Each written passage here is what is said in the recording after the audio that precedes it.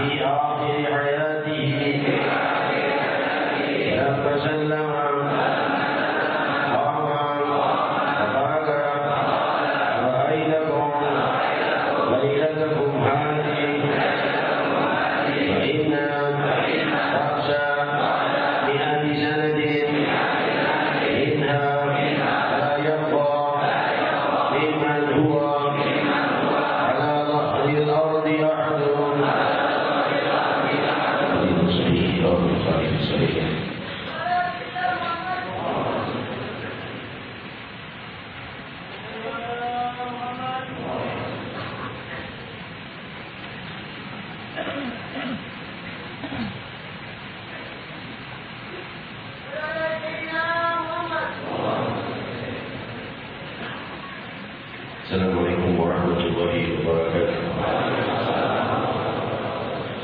Hamdan li Rabbin khassana bi Muhammadin wa anqadana min zulmatil jahli wal dayadi. Alhamdulillahi alladhi hadana bi'abdihi al-mukhtar man da'ana ilayhi bil-idhni wa qad nadana labbaika ya man dallana wa hadana. Sallallahu wa sallam wa baraka alayhi wa ala alihi. الحمد لله الذي جمعنا في هذا المجمع العظيم وبهذه المناسبة الطيبة وبهذا الاجتماع المبارك ارتبطنا بنبينا محمد صلى الله عليه وسلم وشريعته وسنته. ربطنا الله وإياكم بمحبته في الدنيا والآخرة السياق المعنوية الظاهرة والباطنة الدنيا والآخرة العالمين. Limpahan puji kehadirat Allah Subhanahu wa Ta'ala yang Maha Luhur, Maha Penguasa Tunggal, dan Maha membangkitkan keluhuran pada jiwa hamba-hambanya untuk mencapai keluhuran yang lebih luhur, meninggalkan kehinaan menuju kemuliaan, meninggalkan kemuliaan menuju kemuliaan yang lebih lagi, terus menuju gerbang-gerbang keluhuran ilahi. Di dalam kenikmatan dan di dalam kesusahan, di dalam siang ataupun malam, dalam segala keadaan, gerbang kedekatan kepada Allah selalu terbuka. Dari Al-Qarib Al-Mujib, idza sa'alani 'abdi 'abdi, idza sa'alani 'abdi inni qarib ujibu da'wat ad-da'i idza da'an. Apabila hambaku bertanya tentang aku, katakan aku ini dekat, Maha dekat. Wa inni qarib, sungguh aku Maha dekat, Maha cepat menjawab dan mendekat kepada yang ingin mendekat kepada hamba-Ku.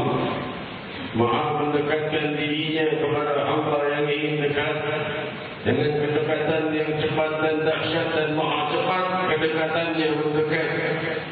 Dan diriwayatkan di dalam riwayat yang sahih, di dalam Sahih Muslim, bahawa pengampunan Allah itu datang secepat hambanya beristighfar atau bertaubat. Secepat itulah pengampunannya Allah terbit. Jika seorang hamba berbuat dosa dan dalam kesempatan itu ia langsung menyesal, menangis, merintih dan memohon maaf, maka secepat itu pengampunan itu datang. Hadirin hadirat yang dimuliakan Allah, aku dan kalian yang siang dan malam tiada henti-hentinya berlumpur dosa, kesalahan di dalam hal-hal yang makruh ataupun di dalam hal-hal yang haram atau di dalam hal-hal yang syubhat. Semoga Allah Subhanahu wa Ta'ala selalu mengkikis dosa-dosa kita dan mengampuninya sepanjang siang dan malam. Dan kita mohon kepada Allah agar pengampunannya terus mengikuti setiap nafas kita di dalam kesalahan dan dosa-dosa kita, karena hadirin tiada sesuatu yang lebih menutup kita dari kelembutan ilahi melebihi dosa. Hanya dosa yang merupakan hijab yang menutup hamba dari penciptanya hingga tersulitkan dia untuk rindu kepada Allah.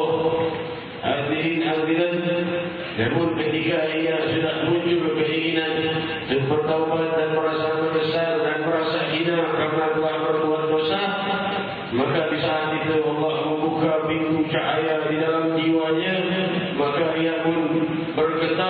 ingin dekat kepada yang Maha Suci, ingin suci dan tidak ingin hina, ingin mulia dan tidak ingin nista. Ia ingin dekat dengan Rabbul Alamin dan rindu berjumpa dengan yang Maha Indah. Jika merintih Nabi Allah Musa, Allahumma inni anzur ilaik.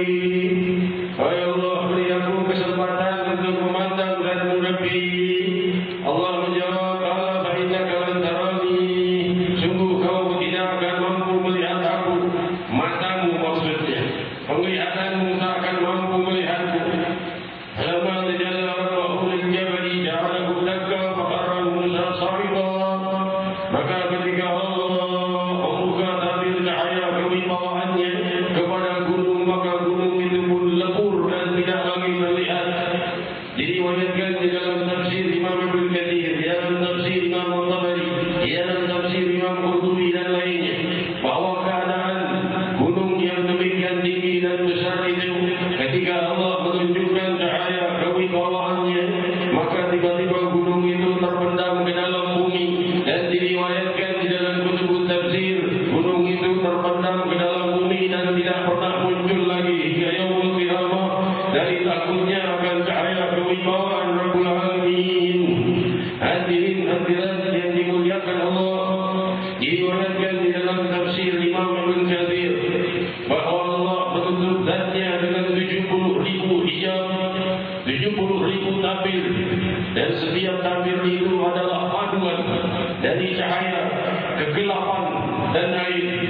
Air, kegelapan dan cahaya dipadu menjadi satu tabir yang demikian dahsyatnya. Dan terdapat 70.000 tabir yang menutup antara makhluk dengan Al-Khaliq. Dijelaskan oleh Imam Ibn Katsir menukil salah satu riwayat yang sahih bahwa apabila manusia mendengar suara airnya yang menjadi salah satu tabir ilahi, fanqala'a qalbuhu idza sami'a sawtahu al-insan.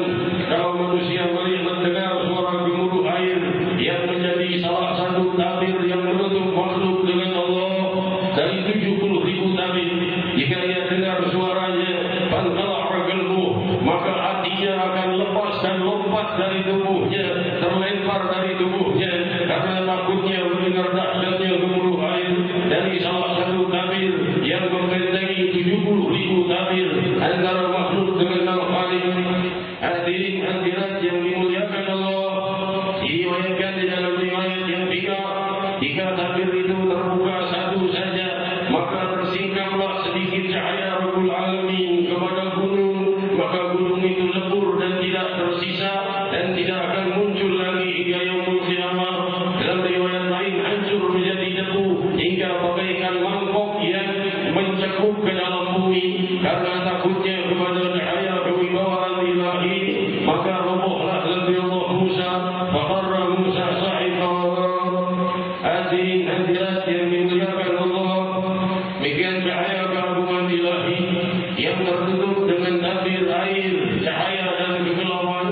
Kegelapan dan cahaya dan air itu berpadu dan tidak bisa terbayangkan bagaimana dahsyatnya. Hadirin diriwayatkan oleh Imam Al-Tabari dalam menafsirkan ayat ini bahwa ketika Nabi Allah Musa meminta, maka Allah berfirman, wahai Musa, kau tidak akan mampu melihatku, bahkan melihat pasukan-pasukanku pun kau tidak akan mampu. Kau tidak akan mampu melihat junudi, tentara-tentaraku. Kau akan lihat, kuperlihatkan sebagian tentara-tentaraku di bumi. Maka berkelilinglah, berdatanganlah seluruh halilintar yang ada di bumi dan seluruh awan hitam dan malaikat-malaikat yang ada di bumi mengelilingi Nabi Allah Musa dan bertakbir. Takbir mereka lebih dahsyat dari gemuruhnya ombak yang besar. Lantas Allah memerintahkan lagi para malaikat yang ada di langit pertama untuk turun, untuk diperlihatkan kepada Nabi Allah Musa. Nabi Allah Musa melihat para malaikat yang demikian besar dan dahsyat dengan bentuk-bentuk yang belum pernah dilihat, dengan warna-warni yang belum pernah terlihat, bergemuruh dengan takbir dan tasbih mengagungkan nama Allah. Dan suara satu dari mereka lebih dahsyat dari gemuruhnya guntur, dan jumlah mereka sedemikian banyak mengelilingi Nabi Allah Musa alaihissalam. Maka Allah perintahkan malaikat langit kedua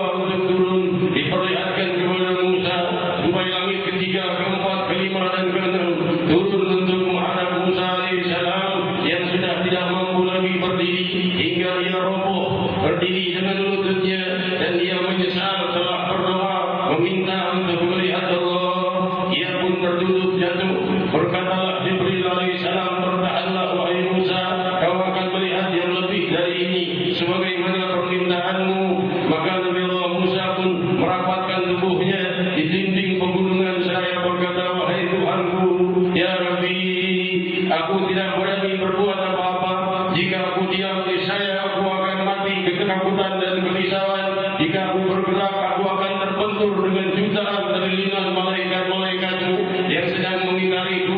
Maka dalam keadaan itulah Allah Subhanahu wa ta'ala membuka langit ketujuh dan membuka satu dari 70.000 tabir yang menutupnya dengan makhluk. Maka diperlihatkan kepada gunung, maka gunung itu lebur terpendam ke dalam bumi dan tiada akan muncul lagi hingga yaumul qiyamah. Hadirin hadirat, rahasia kewibawaan ilahi yang maha menguasai seluruh jagat raya semesta ialah Allah Subhanahu wa ta'ala yang mengenalkan zatnya maha pengampun, maha dekat, maha pengasih dan maha penyayang, maha berwibawa dan maha berkuasa. Seraya berfirman, ma yaf'alullah bi'adabikum in syakartum wa amantum wa kana Allahu syakiran 'alima. Ialah Allah akan menurunkan siksa untuk kalian, tiada akan Allah menyiksa kalian apabila kalian bersyukur, apabila kalian beriman. Sungguh Allah itu maha berterima kasih dan mengetahui. Wa kana Allahu syakiran 'alima. Sungguh Allah itu maha berterima kasih dan maha mengetahui perbuatan kita, getaran pemikiran kita, lintas perasaan kita. Allah berterima kasih atas perbuatan kita. Allah budi kita, Allah berterima kasih dan mengganjarnya 10 kali lebih besar dari kebaikannya. Hadirin hadirat, kana Allah fi man kana fi hajati akhi, kana Allah fi hajati. Demikian riwayat Sahih Bukhari. Rasul sallallahu alaihi wasallam bersabda, barang siapa yang peduli kepada hajat kebutuhan saudaranya, maka Allah akan menyelesaikan hajat-hajatnya. Hadirin hadirat, kalau hajat seorang saudara kita pedulikan, Allah akan peduli pada hajat kita. Bagaimana kalau kita peduli pada hajatnya Sayyidina Muhammad sallallahu alaihi wasallam? Apa hajat beliau? Hajat beliau adalah tersebar luasnya dakwah beliau dengan SMS, dengan handphone, dengan internet, dengan email, dengan surat, dengan ucapan, dengan harta, dengan jabatan, dengan langkah, dengan perbuatan, dengan perintah, dengan nasihat, dengan doa, dengan munajat. Hadirin hadirat, berkhidmatlah untuk hajat Sayyidina Muhammad. Maka siang dan malam Allah akan menyelesaikan segenap hajat-hajatmu. Rabbi, jadikan kami semua selalu berkhidmat kepada Nabi yang paling kau cintai, Sayyidina Muhammad. Terbuka segenap hijab di malam Isra wal Mi'raj untuk Sayyidina Muhammad. 70.000 hijab tersingkap, 70.000 tabir dibuka.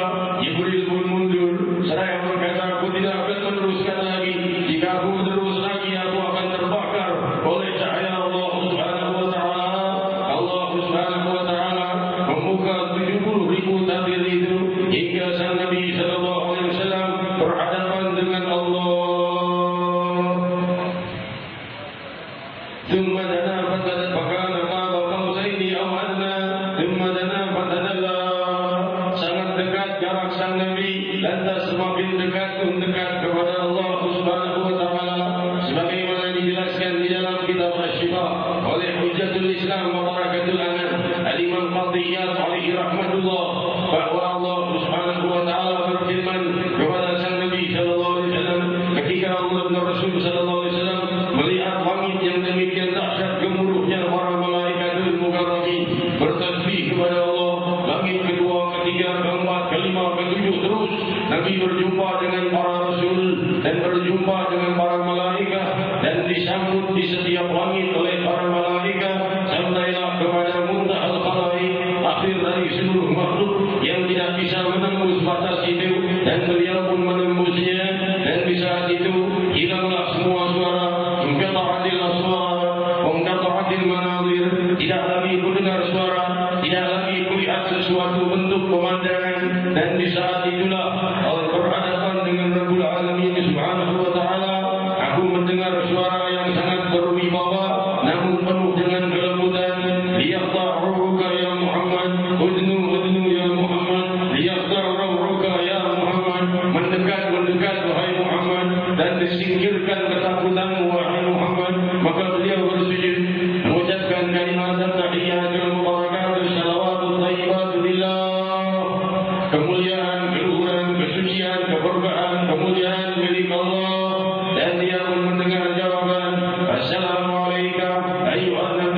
warahmatullahi wabarakatuh. Allah bersalam kepada Sayyidina Muhammad. Salam sejahtera dan rahmatnya Allah untukmu dan keberkahan wahai Nabi.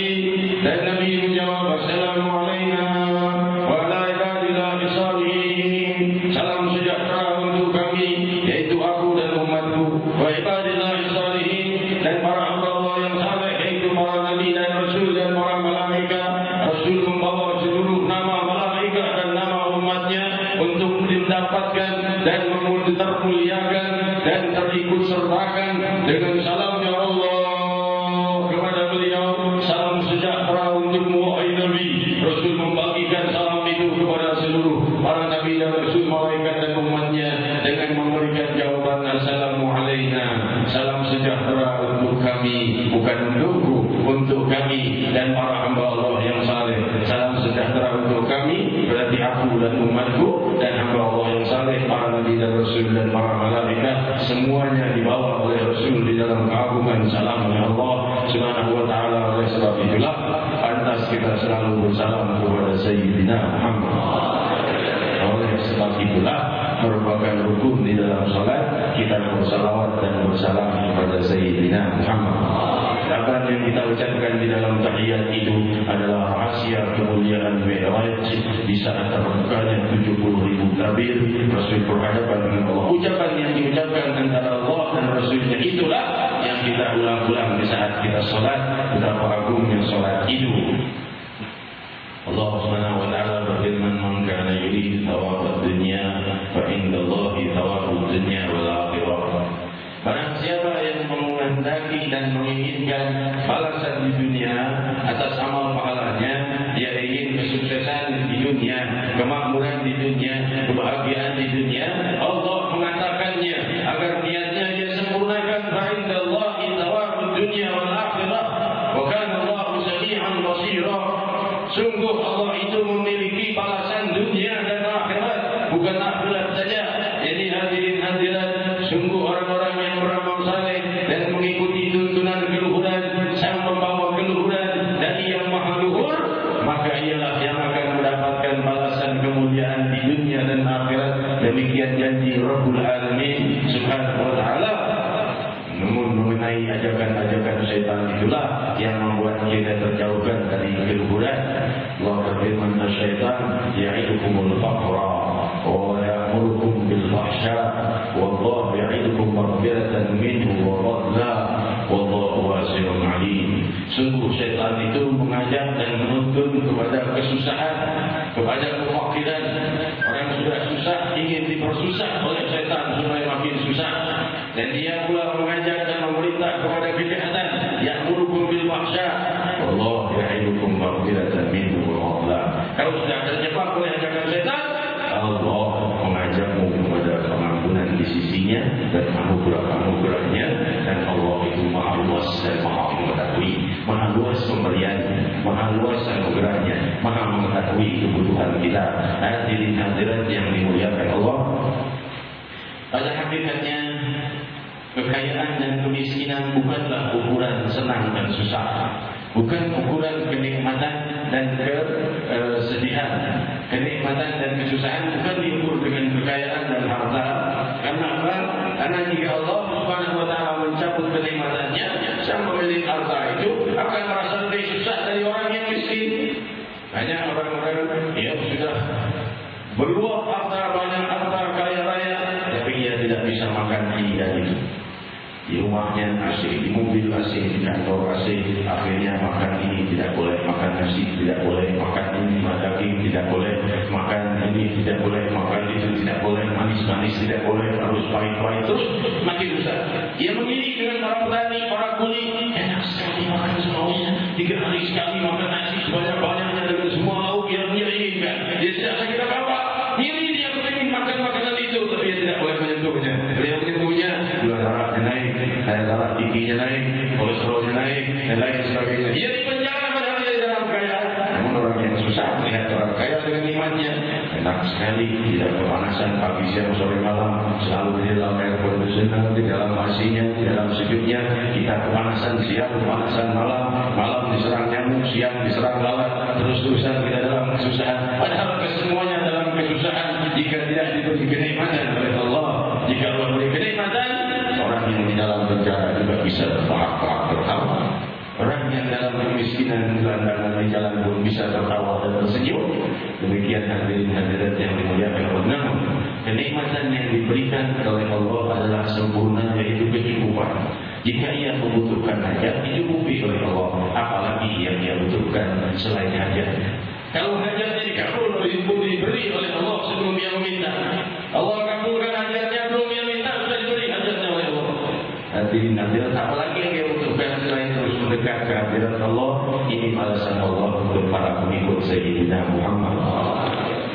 Dina kepada waladina amanu wa amilu salihat wa amanu bima nuzila ala Muhammadin wa huwa al-haqqu min rabbihim kaffara anhum sayyi'atihim wa aslaha balahum.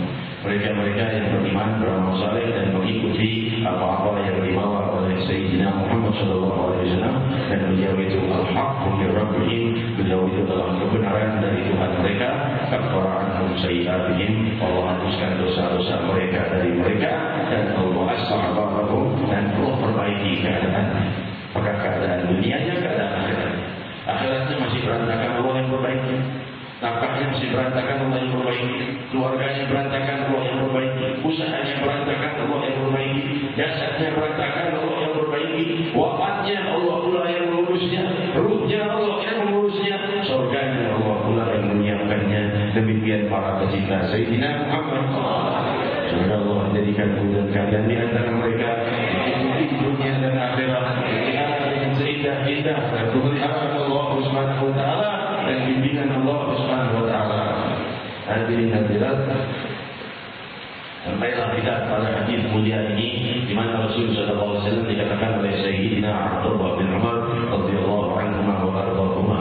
Sayyidina Abdullah bin Umar radhiyallahu anhu wa ardhahuma jika itu mengatakan Rasulullah SAW mengimami kami sholat Isya, dan itu sudah sholatnya Rasul yang terakhir, maksudnya sebelum wafatnya beliau SAW. Habis itu tidak lagi beliau mengimami sholat terakhir. Setelah itu sakit terakhir wafat Sallallahu Alaihi Wasallam. Selepas beliau melakukan mengimami sholat, beliau berpaling dan berdiri kepada jemaah, pada makmum seraya bersabda, sungguh kalian lihat kan, 100 tahun lagi sudah tidak ada lagi yang tersisa di permukaan bumi, maksudnya yang hidup di masa itu. 14 abad yang silam. Di saat beliau berkata-kata itu, beliau sudah melihat usia semua penduduk yang ada di daratan permukaan bumi terlihat oleh Sayyidina Muhammad SAW. Tidak satupun yang melebihi 100 tahun dari saat beliau berucap bahwa semua penduduk bumi yang ada saat itu sudah wafat 100 tahun kemudian. Hadirin hadirat, dijelaskan oleh Imam Ibn Hajar al-Asqalani di dalam kitabnya Fathul Bari di Syarah Sahih Bukhari di menukil syarah oleh Imam Nawawi yang beliau jelaskan di dalam kitabnya Fathul Bari, menjelaskan ucapan Imam Nawawi bahwa yang dimaksud adalah di masa itu, di masa Nabi Sallallahu Alaihi Wasallam berbicara itu 100 tahun kemudian tidak ada lagi yang tersisa hidup dari yang saat itu hidup. Tapi setelah beliau berucap, barangkali ada yang lahir, bisa saja usianya lebih dari 100 tahun. Tapi saat beliau berucap, semua yang ada saat itu, mulai bayi yang baru lahir sampai orang yang paling tua, tidak ada yang akan lebih 100 tahun dari ucapan beliau Sallallahu Alaihi Wasallam. Hadis ini mengandung hikmah yang sangat dalam. Di antaranya banyak hal-hal gaib yang diperlihatkan kepada Nabi SAW. Bahkan beliau melihat usia seluruh penduduk mereka di daratan permukaan bumi. Akan berakhir berapa usia mereka. Hadirin hadirat, demikian Allah SWT singkapkan tabir-tabir rahasia-rahasia yang tidak diketahui kebanyakan makhluk, diketahui oleh Nabi Muhammad SAW. Dan jika yang kedua adalah kita renungkan bagaimana Rasul bisa menguasai dan terluasnya pikirannya, memahami seluruh usia penduduk bumi akan berakhir semuanya berapa tahun. Beliau berdiri dan berbicara, lihat, malam ini aku berbicara, kalian lihat, tidak ada yang tersisa di permukaan daratan bumi saat aku bicara ini 100 tahun lagi semuanya sudah wafat. Beliau melihat itu usia semua penduduk barat dan timur akan wafat sebelum 100 tahun dari ucapan beliau. Hadirin hadirat, dan yang salah satu hikmah yang perlu kita renungkan juga, barangkali juga di majelis ini tersisa 1-2 saja barangkali yang masih melewati 100 tahun lagi, sisanya sudah tiada 100 tahun lagi, sebagian besar barangkali sudah masing-masing dikubur dan dimakamnya. Semoga semuanya di dalam husnul khatimah. Kita yang berkumpul malam ini mudah-mudahan selalu berkumpul bersama Rasulullah SAW. Acara ini juga disiarkan di website www.majelisrasulullah.org secara langsung seluruh dunia melihat. Hadirin hadirat yang turut menonton juga semua dilimpahi berkah dari Allah. Hadirin hadirat yang dimuliakan Allah, ketahuilah dosa dan kesalahan adalah pada manusia. Syaitan sungguh hamba yang takut kepada Allah. Syaitan tidak pernah berbuat dosa. Maksudnya kesalahannya yang pertama adalah iblis. Perbuatan dosa syaitan adalah menggoda. Syaitan tidak berbuat dosa. Syaitan tidak minum arak, menggoda orang minum arak. Syaitan tidak berzina, menggoda orang berzina. Syaitan tidak berjudi, menggoda orang berjudi. Demikian perbuatan syaitan. Allah Subhanahu wa taala berfirman, "Kama dari syaitan yang qulu lil insan kufur." Seperti syaitan yang berkata kepada manusia, "Kufur, jangan percaya kepada agamanya Allah Subhanahu wa taala." Dalam kafara faqala inni bari'un minka inni akhafu Allah rabbul alamin. Kalau orang yang sudah kufur, sudah berpaling dari agama Allah, ketemuan di hari kiamat nanti, dia berkata, "Syaitan itu aku lepas diri darimu, aku takut pada Allah rabbul alamin." Hadirin hadirat, syaitan itu berkata, "Akhafu Allah rabbul alamin." Aku takut pada Allah rabbul alamin. Kesalahan dia cuma menggoda. Namun Allah jadikan syaitan itu bersama dengan yang menggoda. Demikian pula makhluk yang mengajak kepada kebaikan, Allah jadikan bersama dengan yang diajak. Orang yang mengikutinya dan orang yang mengajak kepada kejahatan akan bersama dengan orang-orang yang diajaknya. Dan semoga kita termasuk orang yang terajak oleh tuntunan Sayyidina Muhammad akan bersama Sayyidina Muhammad, bukan bersama syaitan. Hadirin hadirat yang dimuliakan Allah, sisakan hari-hari kita di dalam keluhuran, sisakan hari-hari kita dalam rindu kepada Rabbul Alamin Subhanahu wa taala. Dan dengan demikian dahsyatnya Allah Subhanahu wa taala di dalam kewibawaannya, dan itu adalah hijab atau tabir yang menutup antara makhluk dan khalik, adalah hijab jasadiyah. Tapi kalau sanubari, maka sungguh sanubari itu bisa melihat atau merasa dilihat Allah Subhanahu wa taala. Karena dikatakan oleh Hujjatul Islam bahwa Al-Qatul Anam Al-Imam Nawawi alaihi rahmatullah di dalam syarah Nawawi al-Sahih Muslim, bukan hal yang mustahil seorang di dunia melihat Allah, namun tentunya dengan perasaan dan hati, bukan dengan mata. Hadirin hadirat yang dimuliakan Allah, jika ditanyakan kepada Sayyidina Ali bin Abi Thalib radhiyallahu anhu, maka kau telah melihat Allah wahai Ali? Sampaikah kerajaanmu melihat Allah? Sayyidina Ali berkata, bagaimana aku beriman kepada yang tidak melihat? Aku sudah melihat Allah. Bagaimana kau melihatnya? Aku melihatnya dengan sanubari kekuatan iman. Karena Rasulullah bersabda, al-ihsan an ta'budallah ka'annaka tarahu fa in lam takun tarahu fa innahu yarak. Sungguh ihsan adalah, yaitu kemuliaan itu adalah kau beribadah kepada Allah seakan-akan kau melihatnya. Jika kau tak mampu melihat Allah, sungguh Allah melihatmu. Hati-hati, laisa kamitslihi syai'. Allah itu tidak sama dengan segala sesuatu. Jika muncul khayalan di dalam perasaan kita, bentuk-bentuknya Allah, sungguh hal itu adalah bisikan syaitan. Sebagaimana sabda Rasulullah SAW di riwayat Sahih Bukhari, Rasulullah SAW bersabda, syaitan itu berkata, ini ciptaan siapa? Itu ciptaan siapa? Arti kita terus menjawab Allah, Allah, Allah. Lalu syaitan akan berkata, siapa yang menciptakan Allah lalu?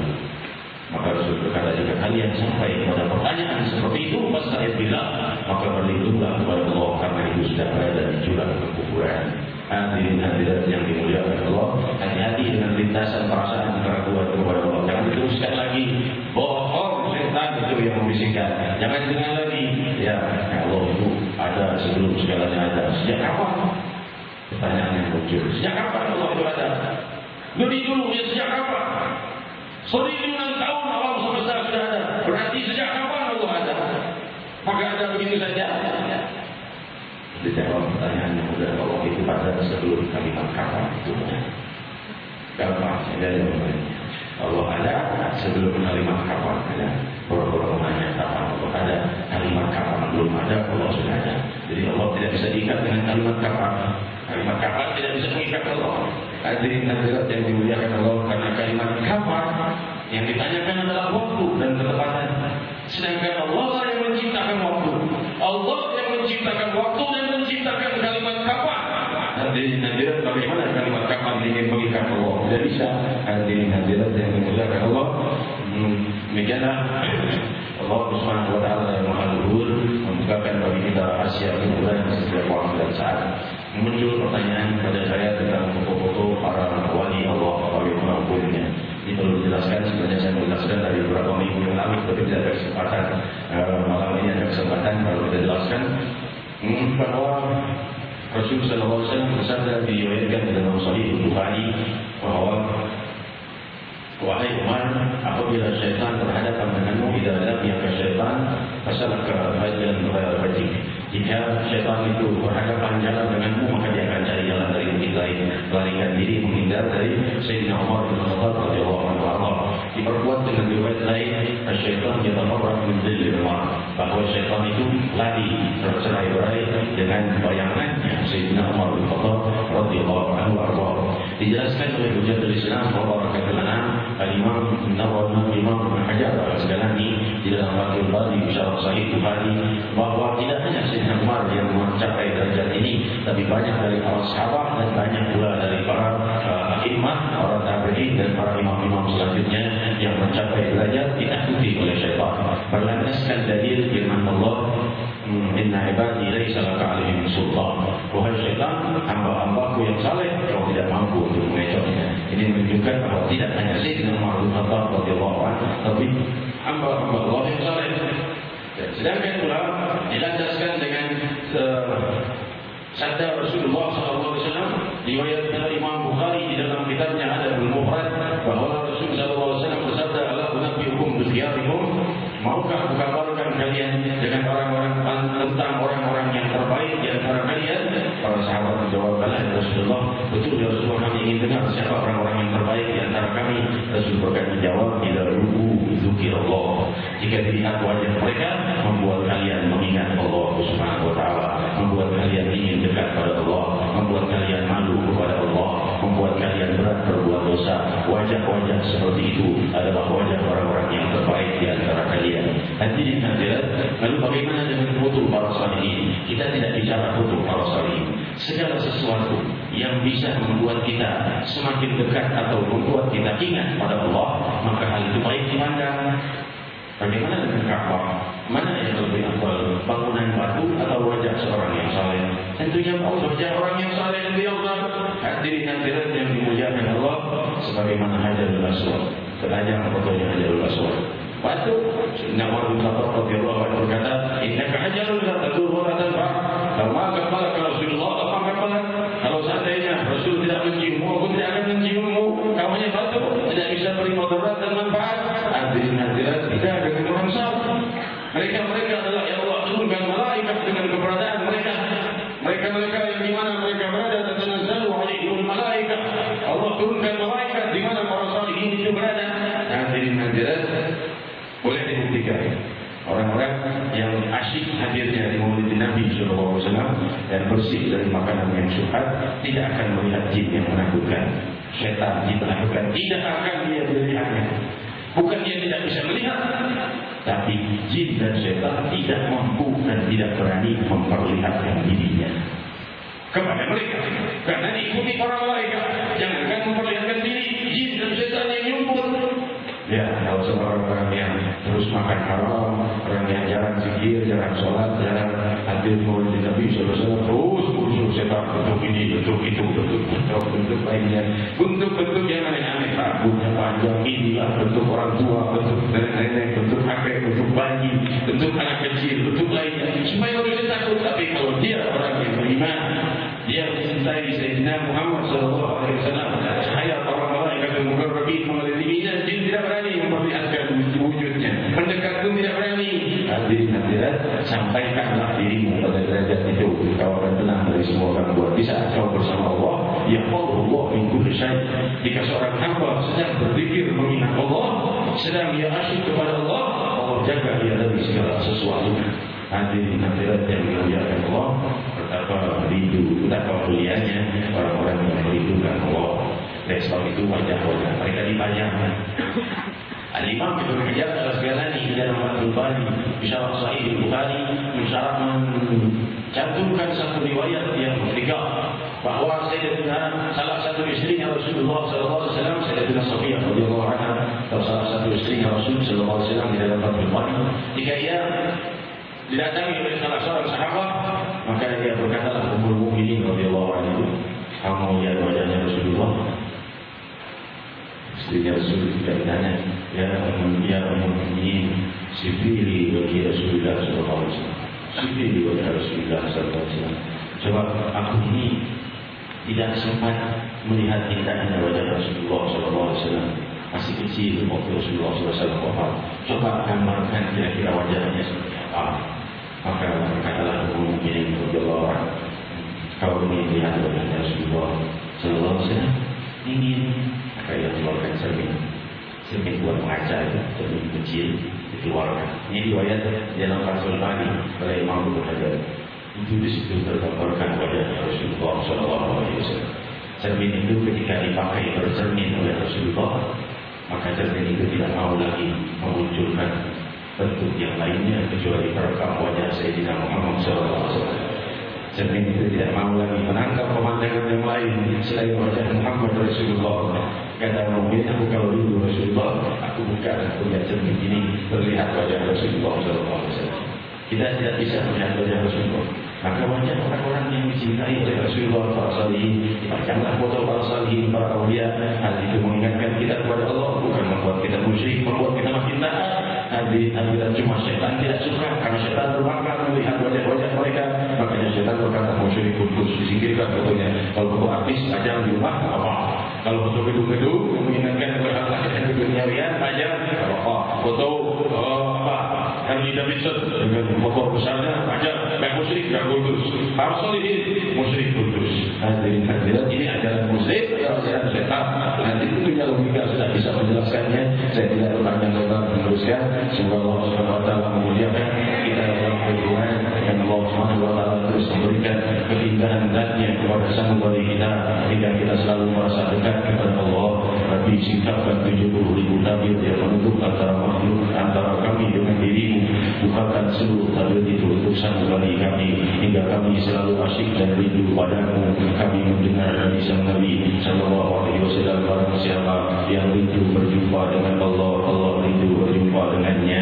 Kami mendengar sabda sang Nabi ulang, kau berfirman, wahai Allah, dalam hadis qudsi riwayat sahih Bukhari, man ahabba lillahi ahbabtu liqa'ahu, man abghadha lillahi abghadtu liqa'ahu. Barang siapa yang rindu berjumpa denganku, aku pun rindu berjumpa dengannya. Barang siapa yang benci jumpa denganku, aku pun benci jumpa dengannya. Pastikan kami hamba yang selalu rindu berjumpa denganmu. Siang dan malam munculkan kerinduan di dalam sanubari kami itu berjumpa denganmu. Wahai yang maha indah, wahai yang maha melimpahkan anugerah, wahai yang menyiapkan surga terindah, kami hamba-hamba yang merindukanmu, yang dari cahaya kerinduan yang terbit dari jiwa kami, kau munculkan keberkahan dalam kehidupan dunia dan akhirah, kemudahan dalam dunia dan akhirah, pengampulan hajat dan kebutuhan dunia dan akhirah. Wa qulu jami'an ya Allah, ya Allah.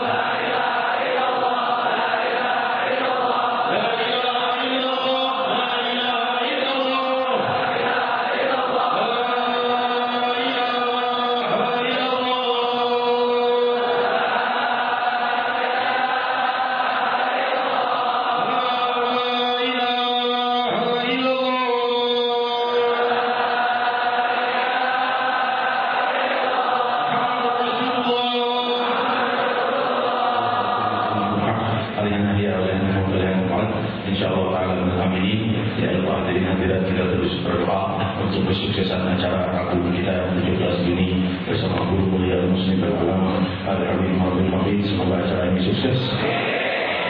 Menguruhnya Allah, memanggil nama Allah, berpikir kepada Allah, doa, munajat dan kemuliaan dan berangkatnya segala permasalahan dan kesulitan kita, dan juga terjauhkannya musibah dari kita dan dari kota Jakarta dan dari wilayah DKI dan wilayah Indonesia dan seluruh barat dan timur. Berikan kepada Allah rahmat dan kebahagiaan dan keberkahan dari musibah dengan berkumpulnya sebanyak-banyaknya muslimin untuk berdoa bersama di majlis tersebut.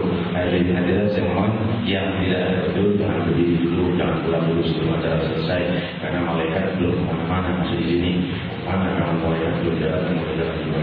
Kalau ada duduk silakan saja, duduk syari tidak ada larangannya. Dan teruskan kita ingin dengarkan kisah dari Ar-Rahman Ar-Rahim dari guru kita Fadilatul Sayyid Habib Ibrahim Haji, diikuti hadrah kisah dari Ar-Rahman Ar-Rahim, lalu kalimat tauhid dan doa tutup oleh guru kita Habib Putri Muhammad Bakir Abbas.